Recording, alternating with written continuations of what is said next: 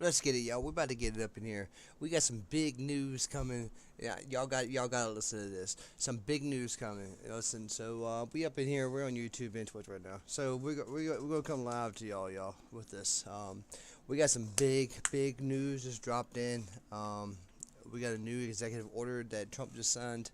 If y'all can't hear me too good, y'all let me know because I can turn my volume up. But anyway, we got a new executive order that Trump just signed, reclassifying a lot of substances, as y'all would call marijuana.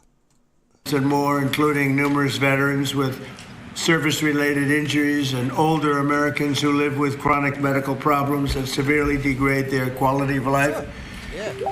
And it's Why not? Yeah. so really, I mean, just, I can't tell you, I think I probably have received more phone calls on this, on doing what we're doing. I don't think I received any calls on the other side of it, but hopefully this reclassification, which, by the way, polls at 82%, will help many of those patients live a far better life. We're joined today by Secretary Robert F. Kennedy Jr., who's doing a fantastic. You know, and I think they should have did this a long time ago. I think a lot of it has just been a lot of political non-hassle bohickey for real. Because I mean, it's if they would have done this a long time ago, they would have been able to do more scientific experiments and um, uh, do more research on different subjects of the product. But I mean, he's doing his thing. I mean, he this should have been done a long time ago. But I mean, that's on me. That's my thought about it. But it helps a lot of people, man. Not just with cancer. It helps with Alzheimer's, arthritis, back pain, bipolar. It helps with schizophrenia. It helps with all, dude. If you look the list up of what it helps with, it's a long list. But anyway, let's get back to it. Fantastic job. Administrator of Centers for Medicare and Medicaid Services, Dr. Mehmet Oz. The FDA Commissioner, Dr. Marty McCary. Director of the National Institutes of Health, Dr. Jay Bhattacharya. And the Director of the National Institute on Drug Abuse, Dr. Nora Valkow, as well as Dr. Ilana Braun from the Dana-Farber Cancer Institute, Duke University's Dr. David Casseret, the National Commander of the American Legion, Dan Wiley, and my friend Howard Kessler. Howard, how are you feeling? Feeling great. I'm telling you, he looks better than he did 20 years ago. But I don't want to go through what you went through to get there, Okay. right? But it looks like you're doing great. I'm proud of you. I want to emphasize that the order I am about to sign is not the legalization, or it doesn't legalize marijuana in any way, shape, or form, and in no way sanctions its use as a recreational drug. It has nothing to do with that. Just as the prescription painkillers may have legitimate uses, but can also do irreversible damage and never, if you look at some of the damage that can be caused, wreck lives, and if it's abused, it's never safe to use powerful controlled substances in recreational manners, and especially in this case, if you take a look, illegal and unregulated. Now, what he's saying there is it's against the law to do street marijuana is what he's trying to say, and he's trying to put it out there that he's not declassifying as recreational use. Of course, they are just declassifying it for experimental research, so other facilities can actually start researching on this, because before all this, only the top-notch scientists could actually experiment with it in the United States. But now, everybody that's researching with it can actually get a license to research and do research on it. So, I mean, this right here is going to open up a new door I'll have to get to that later on. But this is going to open up a new door for the DA to actually go forward with actual legalization by federal level. But anyways, we'll get to that later on. Let him continue real quick. Drugs, very, very bad thing. So I've always told my children, don't take drugs, no drinking, no smoking, and just stay away from drugs. I have been, they would look at me and they said, Dad, would you stop saying that? I would say every time I looked at it practically. Young Americans are especially at risk, so unless a drug is recommended by a doctor for medical reasons, just don't do it. At the same time, the facts compel the federal government to recognize that marijuana can be legitimate in terms of medical applications when carefully administered in some cases. This may include the use as a substitute for addictive and potentially lethal opioid painkillers, and they cause tremendous problems. Now, did you hear what he said there? So what he's saying is that he's actually authorizing doctors and physicians or so forth or specialists or whatever to subscribe these medications for like opioid use. Like they're saying they're going to prescribe marijuana to people that's actually having drug use problems, like heroin addicts and stuff like that. But I mean, it makes a lot of sense. I mean, get them a card to actually do it, and they'll stay away from that because they found something that's legalized that they can do. I mean, that makes a lot of sense. I mean, I would rather have a pothead living beside me than I would, I'm not down on anybody what they do though, but I'd rather have a pothead living beside me than I would anybody else. I'm just saying. Here we go. Can do it in a much lesser way, can make people feel much better that are living through tremendous pain and problems. 40 states and multiple U.S. territories have already recognized the use of medical marijuana. This reclassification order will make it far easier to conduct marijuana-related medical research, allowing us to study benefits, potential dangers, and future treatments. It's going to have a tremendously positive impact, I believe. We're also asking Congress to reconsider its classification of hemp-derived CBD to ensure seniors can access CBD products they have found beneficial for pain and other reasons. Some people are literally dying, and they're dying with tremendous pain, and this can, in many cases, literally stop it. And they have their senses about them, as opposed to painkillers, which don't allow that, don't allow them to die with dignity, frankly. I promise to be the president of common sense, and that is exactly what we're doing. This is really something having to do with common sense. And it's something having to do with the fact that so many people that I respect ask me to do. People that are having problems, big problems. They are having big problems with illness, with cancer in particular. I now want to ask Dr. Oz to say a few words, followed by Dr. Braun, Dr. Casseret, Dan Wiley, and Dr. Valcow.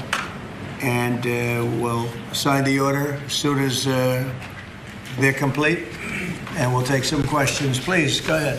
Mr. President, thank you for always bravely pushing for common sense change, as you call it. So President Trump, Secretary Kennedy have been pushing for change. They're passionate in their desire to help the American people, and they have relentlessly pursued this agenda throughout this administration. This also includes a deep passion for research, gold standard research, as Secretary Kennedy also says. But there's another side to the president that often isn't reflected in media reports, and that's the deep passion he has for the people in his life. And he has called me frequently about the people who are calling him, as he alluded to, who are saying that they've got problems and they got relief from some of the solutions we're talking about today. Howard Kessler, who's standing behind me here, was a mutual friend of ours, was an early caller of the president. Many others have ever reached out as well. And Howard's been a passionate advocate for avoiding narcotics, especially in seniors, and particularly seniors suffering from cancer.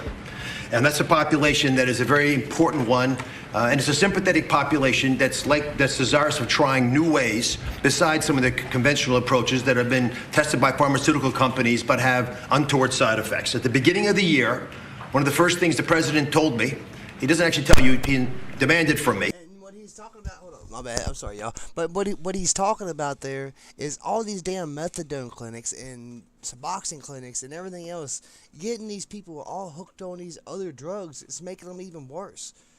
It's making them worse. It's making them worse. I mean, literally. I mean, they're talking about sitting here. This could change a lot of things, man. Seriously. I mean, I know I probably ain't got nobody watching right now, but I'm telling you right now that when somebody does watch this, I'm telling you right now, this is going to change a lot of stuff. This is going to change the way our government goes about and looks at how future executive orders can be passed with legalizing this marijuana. So I would say within probably 40. By the time he gets out of office, it probably might be legalized by federal use. My agency, CMS... Nobody demands from him. No. Nobody. You have to know him. That's right. Go ahead. Use the whole tools at his wherewithal to find a better way to help seniors. A passion for a population that has gotten left behind with these discussions. I promised that we would find an answer, even though it had not been done before. And today we are delivering on that promise. Today, our Innovation Center at CMS is announcing a new model and additional actions to give seniors access to cannabinoids. These are CBDs. They're non-addictive, which many are already using to manage pain. There's some clinical evidence that's showing that CBDs provide relief from common conditions that affect Americans, including cancer symptoms and chronic pain and a slew of other problems that affect disproportionately seniors. What I just said earlier, like, it's a long list of stuff, man, that it actually helps with. I mean, I'm not saying anybody gets a guy who can just start smoking weed today or anything like that. I'm just saying, like, if you need it, man, like, and if the doctor says that you need it, like, they should be able to give it to you. They can say and give you methadone, Suboxone, whatever, you know, to get you off all the other stuff. Why can't they have authorization to write your prescription for that? It don't make no sense. And our veterans. And 6 in 10 people who use... Yeah, you know what? I'm sorry. I don't mean to stop again. But you know what? I'm going to make a video on the reason why marijuana actually got... or wasn't allowed to use it no more. It's where they got it legalized. But yeah, I'll make a video about that and post it. The CBDs report that they improve their pain. I think all of those people are calling the president, judged on the number of calls in support of what we're doing today. And sometimes these decisions are difficult, and there's a reason this hasn't happened before. And there's a reason, Mr. President, that every president before you has whiffed on this issue. It's tough. And I know there's going to be a lot of discussion about it. That's why we're so passionate about making it clear that this patchwork that we're working within now, the laws and regulations, they're leaving patients and doctors without adequate guidance on the safeguards of how to use these products, even though they're still being used. At Medicare, we cover 68 million Americans, including people under the age of 65. And they did not have a way of providing these treatments until today. With the president's insistence, that's all changes. The Innovation Center models are going to allow millions of Americans on Medicare to become eligible to receive CBD as early as April of next year, and at no charge. So what they're saying is they're going to put it where Medicaid will pay for it now. That is huge, because if you think about it, that like some states already have it to where Medicaid or Medicare or something like that already pays for it, that you can get it so much or whatever, so much a month, whatever. But now they're going to get it where Medicaid or a federal funding program is going to pay for it. If their doctors recommend them. Thanks to the hard work of the entire CMS team, especially Abe Sutton and Gita Dio at the The Innovation Center, the accountable care organizations in this country working in Medicare will be able to provide these products, again, at no cost to patients. Medicare Advantage insurers, and we've been calling them, are also agreeing to consider CBD to be used for the 34 million Americans that they cover. If you can hear my voice and you're over 65, you should pay attention to this executive order because it's going to touch your life. Again, this all becomes active after the first quarter of next year. These CBD products... So they're saying everybody in the United States, if you're over the age of 65 years old, you are accommodated to this this executive order. So if y'all 65 and older, man, y'all might want to listen up to this right here, seriously, because I mean, arthritis, back pain, back surgeries, hip surgeries. I mean, it gets painful, man. You know, I've seen it from family members and everything else. Like it's crazy. Must first meet local and state quality and safety standards. They must come from legitimate sources. And they must abide by other regulations of those states. With these boxes checked, patients can be eligible for up to $500 of hemp-derived products each year. This is the first government-led testing of quality and outcomes for patients across different conditions, and it delivers on the need for more data collection and research into hemp usage. CMS is going to collect data, that's our job, on the patients that are being given these products by their physicians. And in accordance with all the privacy and security regulations, we're going to analyze that data. We're going to make it publicly available to everybody to be able to analyze with us. If it shows promise, we will expand access to these products to even more conditions amongst Medicare and Medicaid beneficiaries. I want to thank not just the Secretary, but Marty McCary. We want a lot of companies who are doing this research that approach the FDA for formal approval. That is the right way to move forward. And Jay Bhattacharya, who's hiding in the back, he rarely hides, but Jay runs NIH, and he's agreed to support initiatives to study the data that we're collecting. Howard Kester, God bless you for being a pain in our sides. Mr. President, he's promised to stop calling you. But on this issue, we'll call you on other issues. And I thank you again from the bottom of my heart for taking a difficult stance. Thank you very much. Okay. Mr. President, members of the Cabinet, thank you so much for the opportunity to be here and for your leadership in rescheduling cannabis from Schedule 1 to Schedule 3. This decision will accelerate scientific research and expand what can responsibly be studied. I'm a cancer psychiatrist and medical cannabis researcher at the Dana-Farber Cancer Institute. Over the past decade, federal investment in research has helped transform cancer care. People are living longer than ever before. But cancer care is not only about treating the tumor, it's also about addressing the anxiety, the fear, the stress that can come with a diagnosis, symptoms that can interfere with treatment and make recovery much more difficult. Many medications we use for acute anxiety carry significant risks, particularly in the older adults. That's why we're studying specific natural compounds found in cannabis, including the non-addictive cannabidiol, to understand whether they can safely and effectively help manage anxiety during cancer treatment. Rescheduling allows us to ask these questions rigorously about dosing, about safety, and who may benefit most. This research reflects the best of federal investment, helping people not only live longer, but live better. Thank you, Mr. President, for supporting careful, science-based research that puts patients first. Thank you. Thank you, Doctor. That's beautiful. Thank you. I'll add my vote of thanks, Mr. President. I never really thought this day would come. I met a patient about 20 years ago, a retired professor named Elizabeth, who came to my clinic. She was dying of pancreatic cancer, and she asked me then whether cannabis might help her. And I said no, because that's what I learned in medical school. She reached into her briefcase, took out a 3-inch tall stack of articles, put them down on my desk, and said, "Really, doctor? You should read these. You might learn something." And I did read those articles, every single one, and found a bunch more. And I did learn something. I learned that there actually is some medical benefit to cannabis that I had not anticipated, never heard about in medical school. Second, I learned that there was a lot we don't know. And third, I learned it's really, really, really difficult to do high-quality, randomized control trials of a substance that's federally illegal. This rescheduling has the potential to change all of that and to rewrite the way that we do research related to cannabis in the United States in 3 ways. First of all, it'll democratize the research process. All right, so I just looked it up, y'all, and hold on, make sure my mic ain't made it. All right, so I just looked it up, and it says right here on the 18th, which was when this was aired. the Schedule 3, let's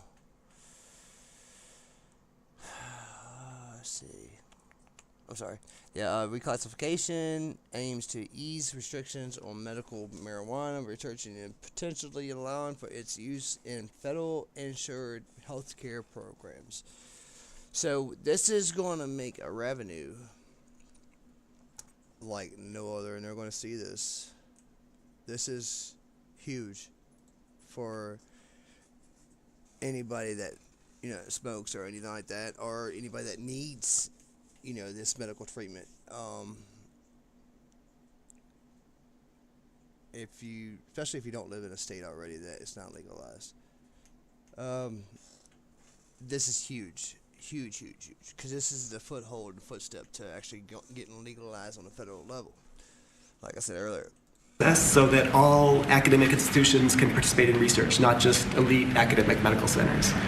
Number two, it'll give patients and researchers access to highly refined, reliable sources of cannabis rather than relying on one or two sources around the country.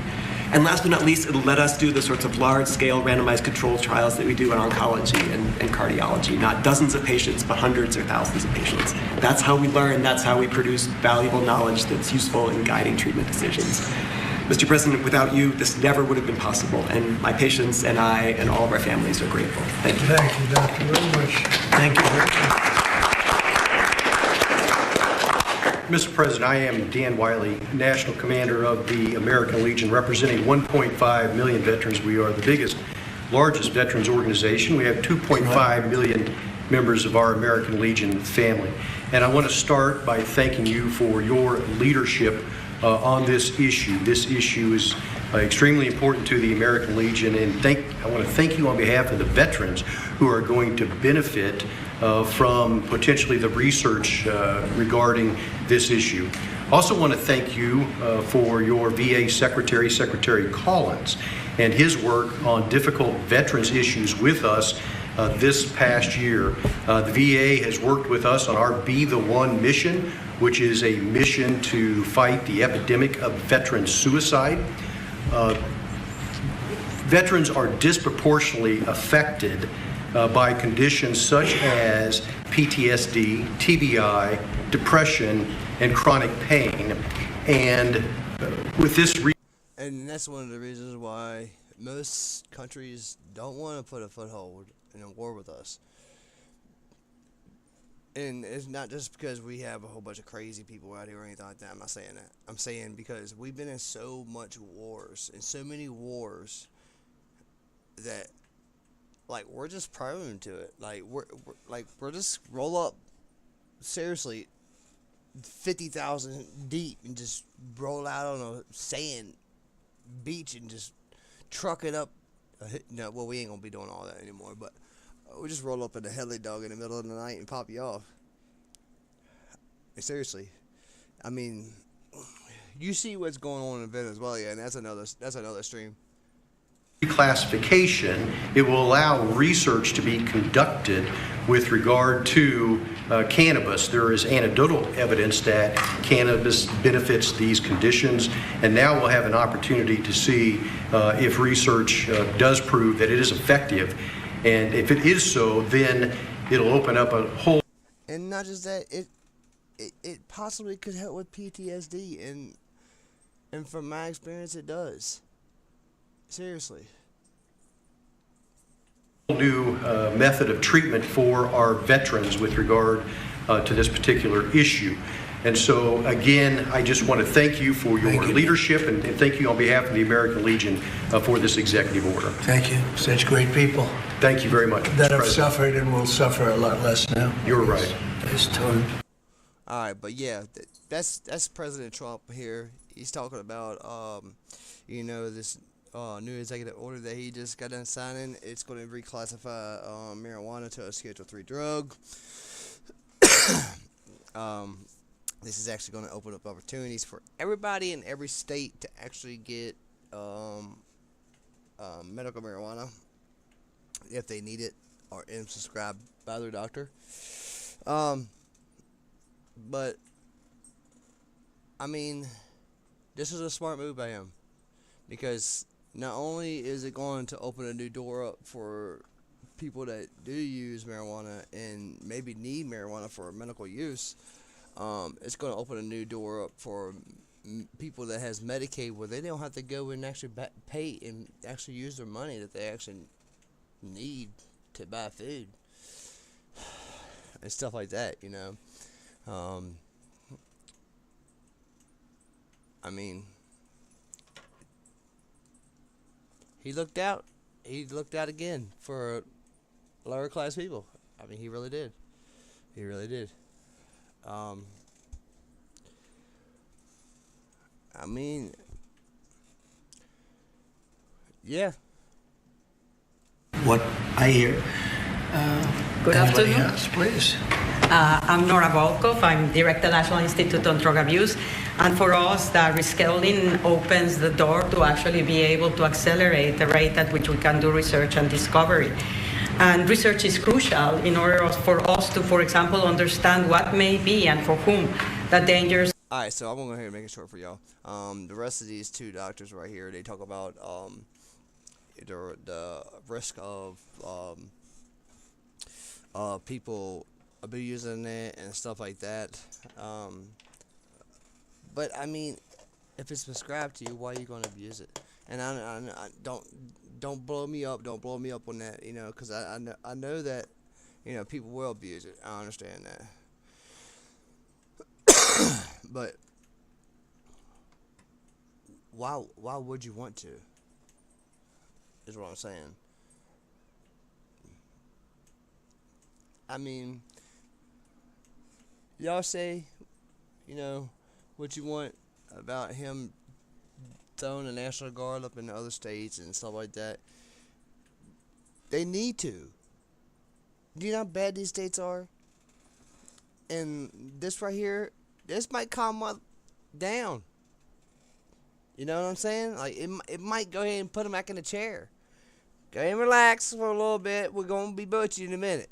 All right, go ahead and look at the refrigerator for 3 hours. We'll be back.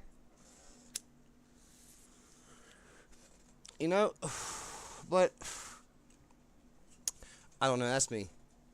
But that's his plan. You know, lay him back. If they want to lay back, let them lay back. That's his plan. Everybody acting crazy right now. It's crazy out here. You don't know if you want to go to the supermarket or not or get gas.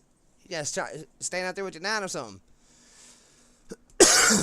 But anyways, hey, this is the Lone Wolf Man, and I hope y'all tune in. I hope y'all watch this. Hope we get some views. If y'all like it, go ahead and drop that subscription button. If y'all want to hit me up, go ahead. All my stuff is on YouTube right there. My Discord. I got my Instagram on there. Got my everything on there. Just go ahead and hit me up on there. I will read your message.